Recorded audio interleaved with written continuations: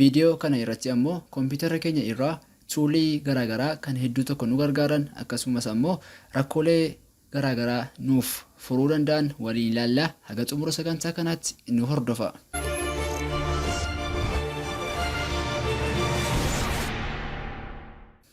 Egaa jalqaba irratti kan nuti ilaallu wayita tokko kiiboordii keenya irraa batanoonni jiran hundi isaanii nuuf dalaguu dhiisuu danda'u.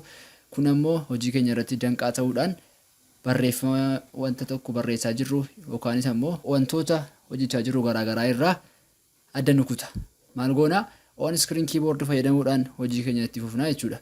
On screen keyboard maa inni keyboard keenya kan fiizikaalii jiru akkuma jirutti ta'e kun immoo screen kompiitara keenya irratti haala nuti keyboard fayyadamuu dandeenyudha. Kana gochuuf maal goona? As search bar jira. Bakka search kan irra deemuudhaan OSK jennee search goona.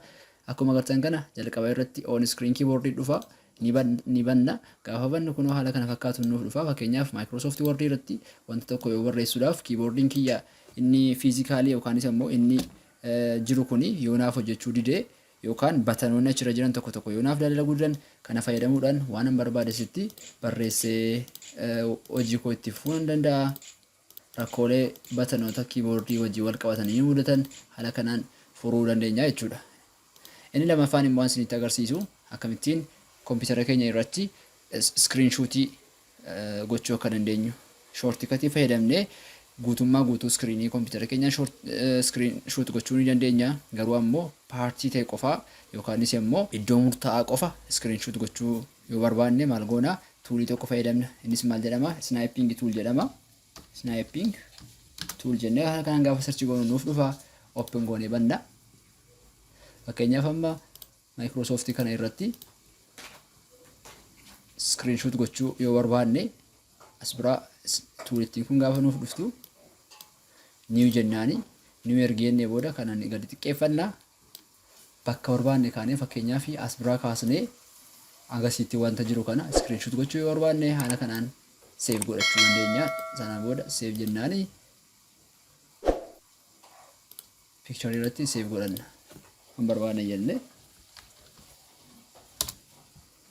akka haaraatti ammas irra deemnee screenshot gaafachuu barbaanne new jenneeni paartii barbaanne irraa kaasnee haga feene haala kanaan screenshot kaafannee save godhachuudhaan bakka barbaanne irratti itti fayyadamuu dandeenya jechuudha.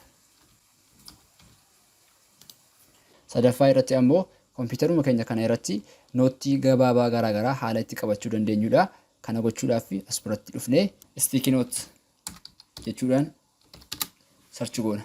Kunoo jalqaba irratti kan nuuf dhufe kuni sticky note jira. Sticky note kana irratti egaa waan barbaanne barreessuudhaan nootii garaagaraa qabachuudhaan save goonee ol kaayachuu dandeenya. Kuni waraqaa garaagaraa fayyadamuurraa haga ta'e nuuf xiqqeessa. Maaliif wanti nuti waraqaa irratti barreessinu nu jalaa baduu danda'a. Sagantaa kana keessatti wantoota nuti kompiitara keenya irratti fayyadamuu dandeenyu isiniif qabadhee dhiyaadhe kana fakkaata. Sagantaa itti aanuun haga agarrutti turtii gaarii isiniin jechaan chaanaalii keenya kana subscribe goone taanaan subscribe gochuudhaan maatii nuuf ta'a.